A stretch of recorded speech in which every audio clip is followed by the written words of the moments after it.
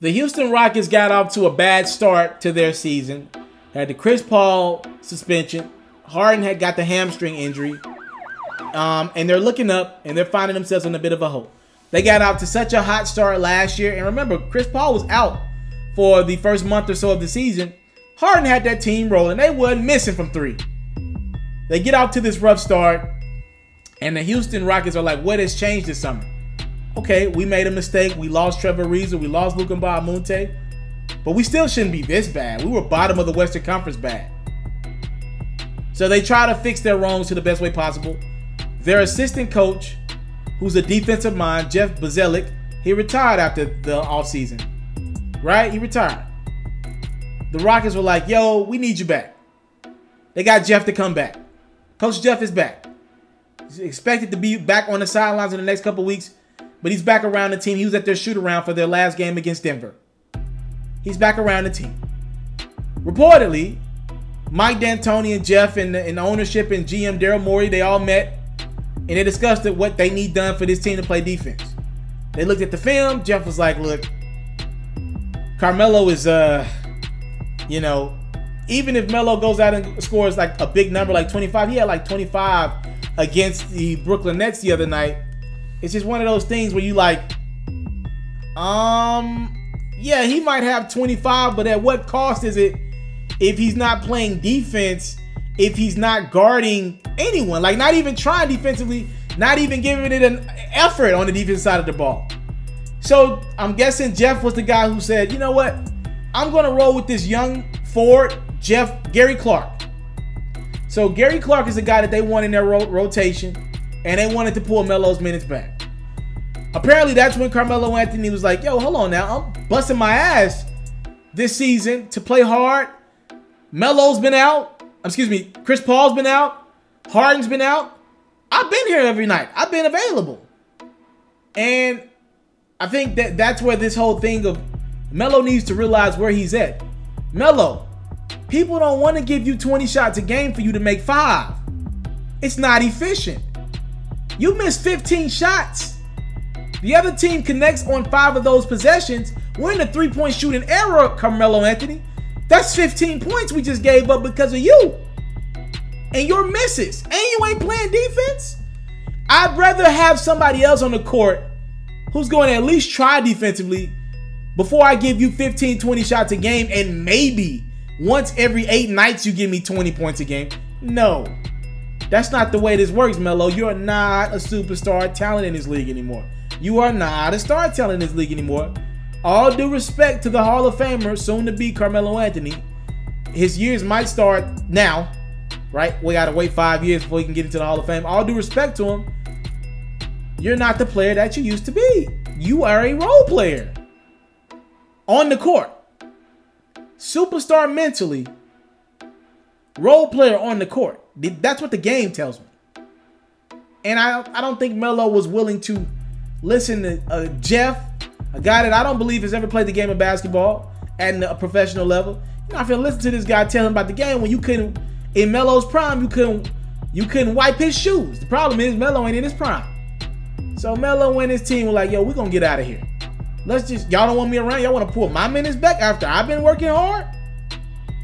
Yeah, let me get out of here. Let me find it somewhere else. Y'all don't want me here. Y'all don't want me. Y'all blaming me for all these issues. And I think that's wrong. I think with the money that they gave Capella, more onus should be on him. If Harden can't play, Chris Paul and Capella need to be enough to beat Brooklyn. Period. If Chris Paul can't play, James Harden and Capella, with the money you're paying Capella, which his camp wanted, he needs to be held to a star level. He's getting paid like a star. Melo's looking around like, I came here off the veterans minimum after my buyout with the Hawks, and this how y'all do me? Y'all want me gone? I'm averaging 13 points a game. I feel like I already made sacrifice. Remember, going into this season, Carmelo Anthony was like, it's a lot of getting an adjustment period for me to really get used to coming off the bench. And last year, when he was with the Thunder, they asked him during the presser before the season on media day, what will you be willing to take a role off the bench? And Melo was like, P, they told me I got to come off the bench. I'm looking around. I'm watching this interview like, yo, what's funny? You might need to come off the bench. What's funny? I thought that was the best role for you off the bench. I thought that's where you were the most effective. But that's that mentality of a star. Some guys it leaves, some guys it doesn't. Look at Vince Carter. He plays for the Hawks right now. Vince Carter done played in Memphis, Atlanta. Hell, anybody that'll have him. I'm from Memphis. Guys ain't looking forward to just going and playing in Memphis day in and day out. To me, and Vince Carter was like at parties in Memphis. I don't want to go too much further than that, but he was at parties in Memphis. Right? Little reserved, you know, private parties. He ingratiated himself in the culture in Memphis. He's willing to do that. He's made his money. He's had his time. He's fine with being a role player. Vince Carter can have a job till he's 50. With the way he is in the locker room, a team's going to always want to have him around. Melo's going to be different. It's going to be tough for him to get a job. Guys are looking up like, yo, Melo is still about Melo. He ain't really, and all his teammates love him. I think they respect him so much, it probably becomes a little bit of fear. It looks like he intimidates a lot of his teammates just on him the person. You know, it's not like he a bad teammate. He don't do anything wrong. I just think he doesn't do a lot of stuff right in the locker room. Hence the name Melo. He a chill dude. So I look at Melo as just one of those guys who probably should call it quit a couple years earlier than later, because it really could do some damage to his Hall of Fame resume. That's why he's not in Houston anymore. Jeff is about to get these boys to play defense, you know, and Melo wasn't on board with doing that. He wasn't taking a minutes reduction and now be like the 7th or 8th guy off the bench. Melo wasn't about to do that. It didn't work out. I didn't think it was as bad as the media made it out to be, as the Rockets are making it out to be. But in their mind, he ain't the guy for them. They'd rather give those minutes, those shots, and those points to someone who's willing to do something on the other end and just not stand there and not care about defense. You're not going to win in this league without playing defense. And Melo can't be a star in his mind offensively and a role player on defense. Not even a role player. Like just bottom of the barrel defense. It just doesn't work. They'd rather give those shots to Harden and Chris Paul or a young guy. That's what happened. I'm out. I came from nothing, but I want everything God has for me.